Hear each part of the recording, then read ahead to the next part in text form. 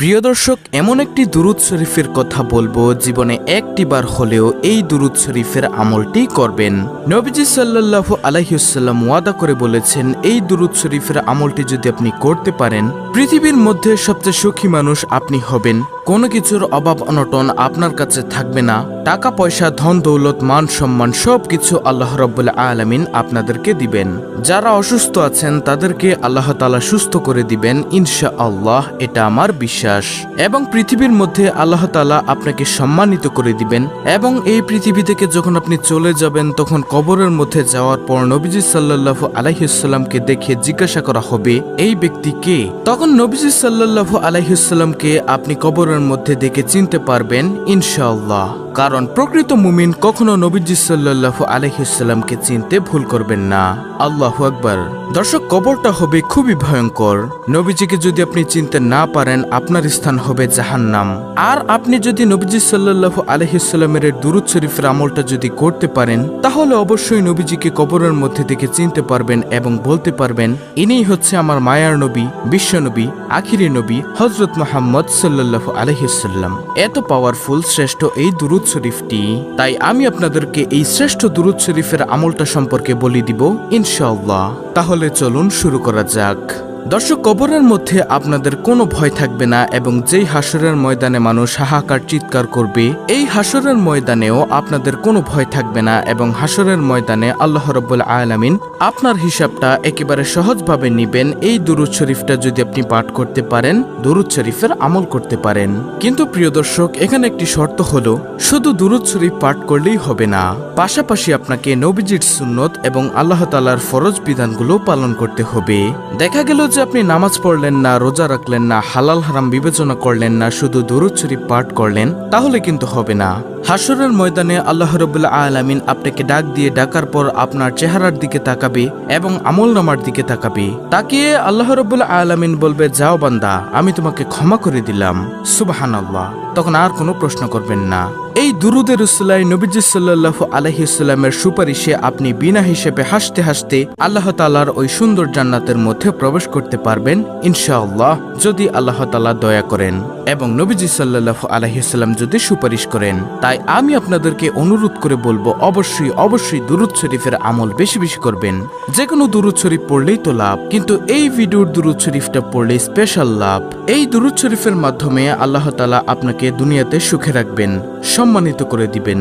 যে সম্মানের জন্য সবাই পাগল, যে সুখের জন্য সবাই পাগল, কিন্তু সবাই জানে না যে নবীজির দুরূদের মধ্যে যে সুখ আছে। একবার নবীজি সাল্লাল্লাহু আলাইহি ওয়াসাল্লাম ওয়াদা করে বলেছেন, এই দুরূদ শরীফটা আপনি একবার পড়বেন আর সঙ্গে সঙ্গে নবীজির রওজা পাকে ফেরেশতারা আপনার নাম, আপনার বাবার নাম, আপনার ঠিকানা সহকারে নবীজির রওজা মুবারকে পৌঁছে দিবে ফেরেশতারা। এবং সঙ্গে সঙ্গে আপনার মর্যাদা আল্লাহ তাআলা 10 গুণ বৃদ্ধি করে দিবেন। এবং সঙ্গে সঙ্গে 10টি রহমত আপনার উপর নাজিল হবে এবং 10টি গুনাহ আপনার ক্ষমা হয়ে যাবে এবং 10টি নেকি আল্লাহ তাআলা আপনার আমলনামার মধ্যে দিয়ে দিবেন। সুবহানাল্লাহ। তাই আমি আপনাদেরকে বলবো, নবীজির দুরূদ আপনারা বেশি বেশি পড়বেন এবং আপনারা এই দুরূদ শরীফটা প্রতিদিন সকালে 100 বার পড়বেন। যদি দিনে পড়তে না পারেন তাহলে রাত হলেও পড়বেন। আর পড়তে মনে না থাকলে কোনো সমস্যা নেই, যখনই মনে হবে তখনই আপনি এই দুরূদ শরীফের আমলটি করবেন। ছোট্ট একটি ঘটনা আমি আপনাদেরকে বলবো। ঘটনাটি হলো, একজন বালক যুবক হজের মধ্যে গিয়ে তিনি সব জায়গার মধ্যে শুধু দুরূদ শরীফ পড়ছেন। বড় একজন আলেম হযরত নুমান শিবলি রাহমাতুল্লাহি আলাইহি তিনি বললেন, হে বালক, তুমি সব জায়গার মধ্যে শুধু দুরূদ শরীফ পড়ছো, হজের মধ্যে তো অন্যান্য দোয়াগুলো আছে, তুমি কি সে দোয়াগুলো পারো না? সে বালক বলল, হুজুর, আমি সব দোয়া পারি, তারপরও আমি শুধু দুরূদ শরীফ পড়ি। হুজুর বলল, কেন বালক, আমাকে বলো। তখন সে বালকটি বলল, হুজুর, আপনি তো জামানার সবচেয়ে বড় আলেম এবং ভালো লোক, এর জন্য আপনার কাছেই বলছি। আমি দুরূদ শরীফের যে কি পাওয়ার, যে শক্তি দেখেছি, অন্য কোনো কিছুর মধ্যে আমি এত শক্তি, এত পাওয়ার দেখিনি। তখন সেই বালকটিকে হুজুর বলল, আচ্ছা বলো তো দেখি, দুরূদ শরীফের মধ্যে তুমি কেমন শক্তি, কেমন পাওয়ার দেখেছো? তিনি বলল, অর্থাৎ সেই বালকটি বলল, আমার বাবার সঙ্গে আমি হজের মৌসুমের সময় কাফেলার সঙ্গে আমরা হজ করতে আসতেছিলাম।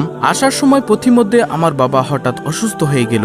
অসুস্থ হয়ে যাওয়ার পর আমাদের যাত্রা বিরতি করলো। সেখানে আমরা অবস্থান করলাম।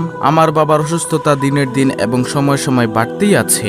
এজন্য আমাদের কাফেলার মধ্যে আমাদের সঙ্গে যারা ছিল এক দলের মধ্যে তারা বলল, হে বালক, তুমি তোমার আব্বুর খেদমত করো, তারপরে তুমি রাস্তা দিয়ে চলে আসো। আমরা চলে যাই মক্কাতে হজ করার জন্য, তোমরা আস্তে আস্তে আসো। তখন সেই বালক হুজুরকে বলল, আমাদের কাফেলার লোকগণ সবগুলো চলে গেল এবং আমি আমার আব্বুর খেদমত করতেছিলাম। হঠাৎ করে আমার আব্বুর অসুস্থতা আরো বেড়ে যায় এবং হঠাৎ করে দুনিয়া থেকে বিদায় নিয়ে চলে যায়, মারা যায় আমার আব্বু।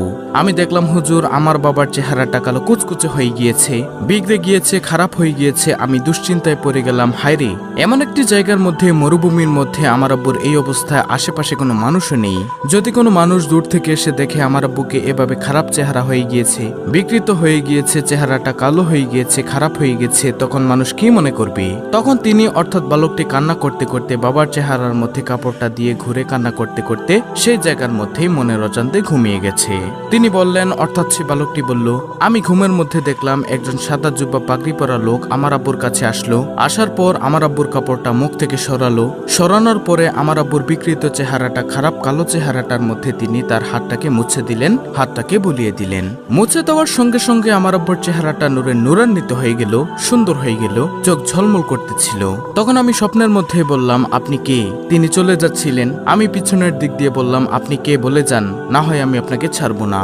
কারণ এমন কঠিন সময়ের মধ্যে আমরা বিপদের মধ্যে পড়ে গিয়েছি, আর আপনি আসলেন, এসে আমার বাবাকে সাহায্য করলেন, আমার বাবার চেহারাটাকে আপনি সুন্দর করে দিলেন। আপনি কে?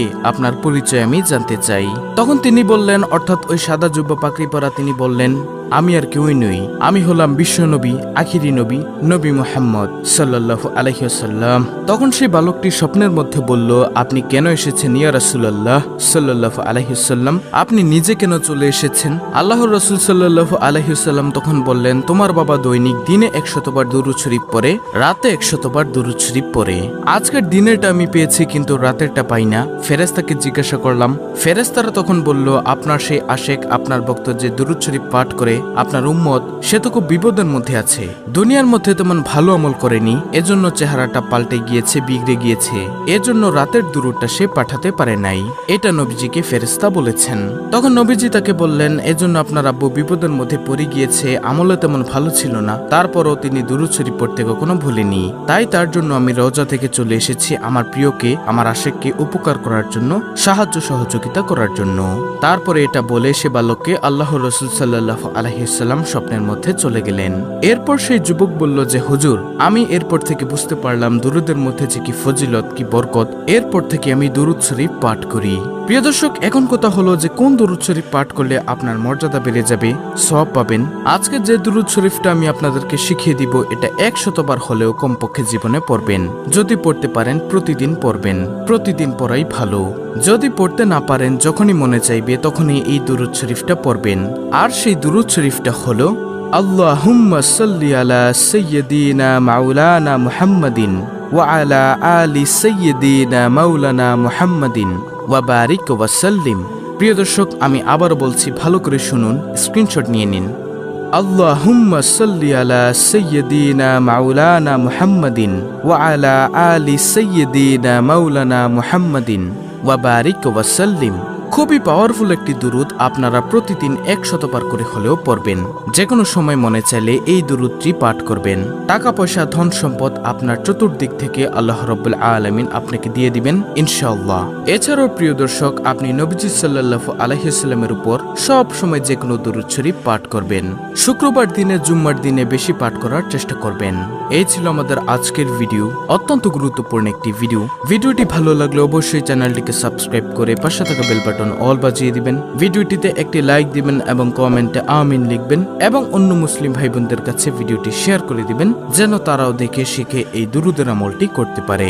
আল্লাহ রাব্বুল আলামিন আমাদের সকলকে দুরুদ শরীফের আমল নিয়মিত করার তৌফিক দান করুন। আমিন।